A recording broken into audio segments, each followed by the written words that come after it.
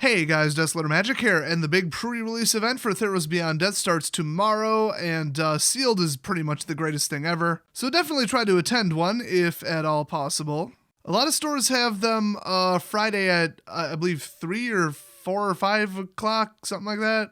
But midnight is the normal pre-release, and then a lot of them carry it over to Saturday and sometimes even Sunday. So just check their website, Facebook, or call them or whatever to find out what's going on. Now this video is to help you with the strategy if you're kind of new to pre-releases, and it's only in the context of what cards are good and what cards are not. Now remember, limited play is a lot different than constructed play. It is way slower, way weaker, and way more simplistic. There's not a lot of planning, there's not a lot of synergy, so a lot of the time, I hate to say it, but it devolves into biggest creature wins. If you have the biggest, baddest creature, and you can swing away with them every turn, eventually they're going to run out of blockers. Now if you've got a 6/6 and they've got a 5/5 and a 1/1, you probably can't swing into that reasonably. But in general, with all the removal and damage and summoning and unsummoning and, pin down and this and that, it usually is just quite simply biggest creature wins if you can hit them enough times with it. So because of that, removal is incredibly important in case they get out something you can't deal with, or that you need out of the way so that you can swing. And anytime that they think they can swing safely, and then you can boost a creature at instant speed with some sort of instant speed ambush spell, as I call it, that ambush spell might as well basically be a removal spell because that creature is gone. But then there is equipment, which is incredibly important because it's a boost that's persistent that you can move around from creature to creature. So, if you can always make some creature, +2 bigger, I should say at least on the attack side, or maybe both. If they manage to take out your biggest creature, you just move it to the next one and ta-da, you got another giant creature. So equipment, very, very, very good. So removal, equipment, boost, and large creatures. That's your bread and butter right there. And then, there's more powerful, more interesting, more creative cards that do more interesting things. But in general, like I said, gameplay does unfortunately devolve usually into biggest creature wins. Now, the other thing to remember is recurring abilities that you don't have to pay for, and the recurring abilities that can happen over and over and over, I guess that you do have to pay or tap or whatever for. Since, half your deck is probably garbage that you don't really want to draw at any given time, anything that's in play that you can reliably use, especially if you're top decking like lands or just, I top decked a vanilla 2/2, wow.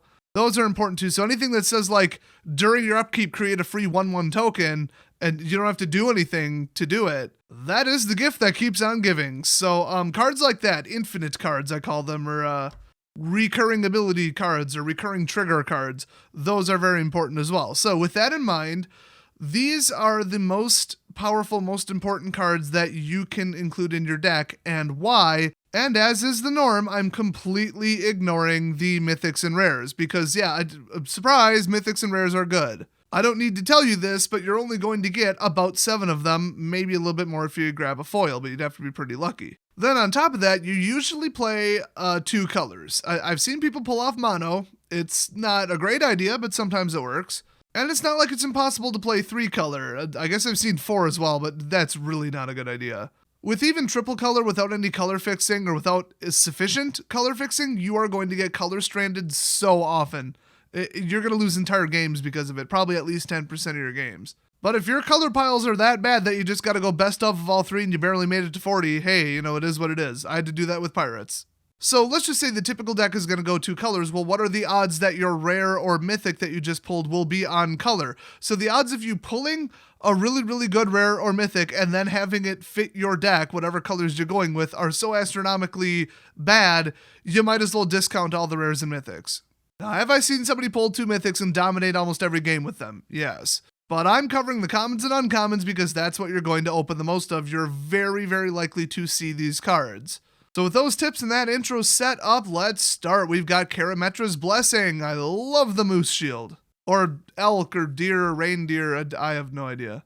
So I mean, hey, for 1 mana, a creature gets +2/+2 until end of turn, and then if it's an enchanted or enchantment creature, it also gains hexproof and indestructible. Not only is this basically a white counterspell, in case they're trying to blow up your biggest creature, but it's a combat ambush, so you got that optionality and it only costs 1, and it's a common. So if they think they're getting all creative swinging with a 5/5 and then you trade with them with a 3/3 or an indestructible, which is now 5/5, yeah, their biggest threat is gone for 1 mana. And don't forget, you could use this on an overflow swing to do 2 extra damage and finish them off in some cases. So this is one of the absolute best ambush cards in the entire set. So next up we got Mire's Grasp. Enchant creature, it gets -3/-3. So you take their biggest threat and turn it into just a vanilla creature. You can take anything with 3 toughness and just outright kill it. I mean, just think about it. Taking a 5/5 and making it 2/2, it's basically out of combat. It's completely useless at this point unless it has like an ability or something. This is so much more useful than something that says destroy target creature with power 3 or less. Well, if its power is 4, the card does nothing. With this one, if it's like a 4/4, it's now a 1/1. I would not call that nothing. In fact, you could strap this to a 7/7 and bring it right back down to a reasonable amount. So next up we got Starlit Mantle. It's just an absolutely fantastic blue counterspell, even though it's not technically a counterspell. It does say flash enchant creature you control, and then it gains hexproof. So whatever was targeting it now is unable to target it. Oh, but wait, now it has an aura on it forever and it gets +1/+1. So it's like a saving counterspell that permanently boosts the creature. That is darn good for 2. Next up, we got Return to Nature. I threw this one in because it's such a utility card. So, destroy artifact. I mean, there's not many, but okay. Destroy target enchantment. Okay. I mean, remember, we've got auras, we've got standalone enchantments, and then we've got enchantment creatures. This can destroy any of them. So, a green kill spell, you don't see those a lot. But, welcome to the land of Nyx, where, green really doesn't like magic. And then the third option is exile target card from a graveyard. So if they have some kind of recursion creature, I'm not sure the set actually has one of them, or if, you just really don't want them to use escape on something, or that they're going to try to pull a resurrected creature, whatever, whatever threat is in the graveyard, there's your option. So those 3 extremely useful options, I would say absolutely mainboard this. Next up, Sunmane Pegasus. It's a 2/3 flyer for 4, and if you pay 2, it gains Vigilance and Lifelink until end of turn. So 3 blocking damage in the air, and then a recurring life gain of 2 in the air if you have 2 mana available. That is huge. Absolutely huge. Flyers do especially well at pre-releases. And lifelink, or any source of life gain at all that's recurring, unbelievably important. Next up, Vexing Gull. I just like this one because it's a 2/2 for 3 with flash and flying. So you can flash this in, and it's kind of like a +2/+2 instant because you could block with 1 creature and then also block with this and add 2 to it. So they didn't know that this was going to be there when blocking assignments are set. Also, they might think that they could get away with 1 in the air, and then if 2 is big enough to kill them, well, there goes their flyer. So it would be a wonderful trade. And if you just want to do 2 extra damage in the air because, they're at 12 and you're at 22, and then you flash this in during their end step, you've basically got a bird with haste because it's not going to have summoning sickness on your turn. So additional damage plus a surprise, plus flying, I mean, it's absolutely wonderful. Next up, we got Entrancing Lyre. I mean, if you pull this, put it in. It's that simple. It's a 3 cost, and whenever this is tapped, you can tap something else down. It's power-based, but whatever. It's basically just a pin down, so pseudo creature removal that can move around. So if a bigger threat comes out, just pay higher for X in all likelihood, and then tap that down instead. I mean, this is so valuable. Speaking of that, we got Wings of Hubris, another wonderful artifact. It's a 2 cost and an equipped creature has flying. So a lot of the flyers in this set are really weak, but it's basically unopposed damage in the air in all likelihood. So if you can take some beastly creature on the ground and strap wings to it, you might just swing once and win the game, or twice or 3 times. I mean, you never know. And then if you sacrifice the Wings of Hubris, equipped creature can't be blocked this turn. So even if they did bring out a bigger flyer, you get 1 extra hit on them. But then you have to sacrifice the creature at the beginning of the next end step. But yeah, the equip is 1. You can just move this around. I mean, if they finally kill your flyer that was really honestly supposed to be on the ground, cool. Next. Strap the wings to the next creature over. And moving on, we've got another wonderful artifact here. It's Bronze Sword. You drop it in for 1, which is wonderful. And then equipped creature gets +2/+0, so just extra damage. I mean, with the +0, they might be kind of convinced that it's a good idea to chump block it, but remember, you can move this around, so it honestly probably isn't, but if you had a 3/3 and now you're swinging for 5 is a lot of damage. Oh, and then so they trade with a 3/3, and there you go. The big threat of 5 damage is gone. Cool. Move it to the next creature over. If you summon a 2/2 and make it a 4/2, 4 is a lot more than 2. Remember, biggest creature wins. Now, it is equipped 3, but you usually have a lot more mana available due to the slow gameplay pace of Sealed. So next up we got Indomitable Will. It's just a durable instant speed boost. So it is only +1. I don't love that, but it is +2 toughness. But it is instant speed, so you can do this after blockers are assigned. Just boom, hey, look what's bigger now, screw you. Hopefully it survives, and then on top of surviving, it gets +1/+2 forever. It's huge. Once again, I wish it was +2/+1, but, you know, whatever. An instant ambush that sticks around is very valuable. Not as good as equipment, though, because if the creature dies, this is gone. But equipment your opponent sees coming. There's no, oh, surprise, unless, well, the equipment has flash, which not in this set. Next up, no surprise here, it's Infuriate. I mean, +3/+2 for 1 mana at instant speed. It is the absolute most powerful in the set, I think. Oh, technically Gift of Strength is more powerful, but it's double the mana, so whatever. So yeah, your creature lives, their creature dies, and they hopefully can't come back from that. Or you do 3 overflow on an unblocked creature and win the game. I once had 5 of these in a draft deck, and I just obliterated everything they had.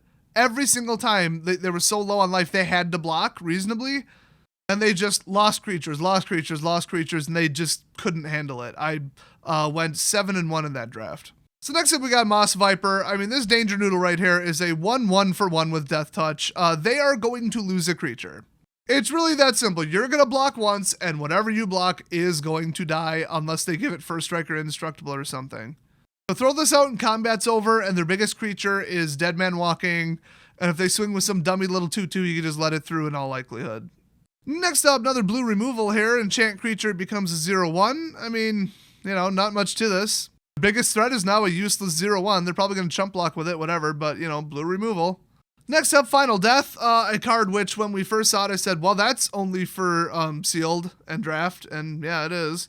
Exile for 5, wow, that's overcosted, but, I mean, you're probably going to get to 5, and it doesn't go to the graveyard, so this is designed for the pre-release, this card right here. It's removal, play it.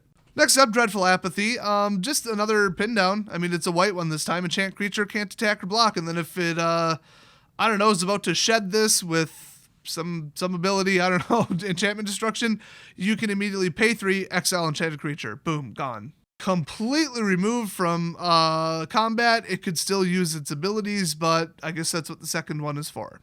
Next up, the aforementioned Gift of Strength. I mean, +3/+3 and reach, so you could use this offensively and defensively for 2 mana. Fantastic card. Next up, Minions Return. This one's really annoying. So it's a 3-cost aura, you can flash it in, and you enchant a creature that either you own or don't own, and when it dies, return it to the battlefield under your control.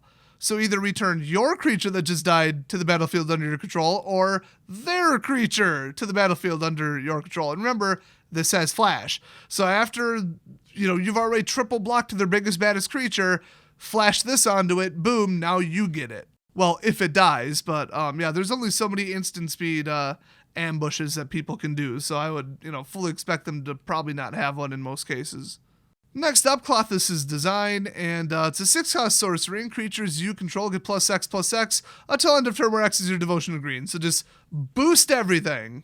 If you have enough creatures that the devotion is significant, then you probably have enough creatures to overflow with 1 and win. The only downside is the 6 cost. It's not easy to ramp, you know, in a very limited tactical deck that you didn't, you know, handpick every card of, even in green. And this is sorcery speed, so they can certainly see it coming. This ain't no surprise. But that said, that's a lot of damage. Next up, Commanding Presence. Enchant creature for 4, and it has +2/+2 in first strike, and whenever this creature deals combat damage to a player, create a 1/1 white human soldier creature token. So it's big enough that maybe they can't block it without just chumping and losing their creature, but if they don't, you're going to get a 1/1 soldier every turn and do a lot of damage to them. So it's pretty good, but remember, with a lot of these auras, as opposed to, you know, movable equipment, if the creature that you enchanted dies, that's it. You lose everything at that point, but considering this could single-handedly win the game, it's absolutely still worth playing. So next up, we got the absolute abomination of a card, Hydra's Growth, okay? This is a ticking time bomb that will win the game in a couple turns. Honestly, this card's far too powerful for constructed, so you can imagine what fresh hell this will raise in the pre-release. So enchant creature, and then when it enters the battlefield, put a 1/1 counter on it to get the clock started, and then at the beginning of every single, only your upkeep, not both, double the number of 1/1 counters on it. So 2, 4, 8, 16 win. This is basically a 3-cost Planeswalker with a devastating game-ending ultimate. You could throw this on a 1/1 token and win the game in 3 turns. I mean, this is truly disgustingly overpowered. I don't know what they were possibly thinking. That card by far is the most powerful in the set. Nothing even comes close to it. So next up we got Drag to the Underworld. It's a black instant, and it costs X less to cast where X is your devotion to black, which if you don't have 2 devotion to black, what the hell are you doing? So this is a 2-cost destroy target creature card. I mean, that's a little bit better than Go for the Throat. And that's like a famous modern grade kill spell. So yeah, if you pull this, play it, obviously. Next up, One with the Stars. It's a 4-cost blue aura and enchant creature or enchantment. And then enchanted permanent is an enchantment and loses all other card types. So it still has activated and triggered abilities, but it is no longer a creature. So it turns their biggest, baddest creature into a decorative lawn ornament that they can no longer participate in combat with. More blue removal. Next up, Banishing Light. You just exile whatever the hell you want. I mean, for 3, this card's amazing. You can get rid of an enchantment, a creature, a planeswalker, it doesn't matter. You just pick something and nuke it. Not a land, though. Next up, Omen of the Sun. When it enters battlefield, at instant speed, you create 2 1/1 human soldier creature tokens and gain 2 life. And then you get, the sack it and scry 2, which there's no point in leaving it in play unless you need white devotion. But yeah, this is the same as like Raise the Alarm. I mean, you just throw them in the middle of combat, add them as blockers, they overflow, and you kill something that they didn't think you were going to kill. This is by far the most useful of the Omen cards. Next up, Renata, Called to the Hunt. It's a 4-cost star 3, and its power is equal to your devotion to green. So, I mean, that by itself is absolutely crazy. And then each other creature you control enters the battlefield with an additional 1/1 counter on it. Oh my gosh, they didn't even say non-token. I mean, seriously, who wrote this card? How is this not a mythic?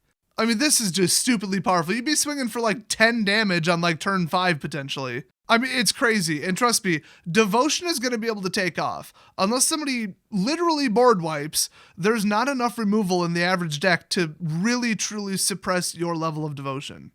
So speaking of that, we got Anax, Hardened in the Forge. It's basically the same damn card. His ability's different, but yeah, his power equals devotion, so you could swing for like, I don't know, 10, 15, whatever. I mean, the guy's crazy. Next up, we've got Calaf, or Calafade. I have no idea. And she's the beloved of the sea, because her power is equal to your devotion to blue. Are you seeing a pattern there?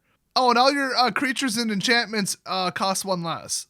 This is one of the most powerful blue creatures ever printed in the history of the game, let alone in this set. Next up, we got Oread of Mountain's Blaze. This is just kind of nice because it's 1/3, which is a defensive card in red, which you don't really see that often. And if you pay 3, discard a card, draw a card. And you are going to draw a lot of cards you don't need. So just ditch it and replace it with something hopefully better. Irrelevant cards, weak cards, extraneous lands, whatever it is, pay 3, get rid of it. Yeah, 3 is a little much, but you can do this at your opponent's end step if you want to hold on to some little response thing or whatever. This is just a fantastic filter card.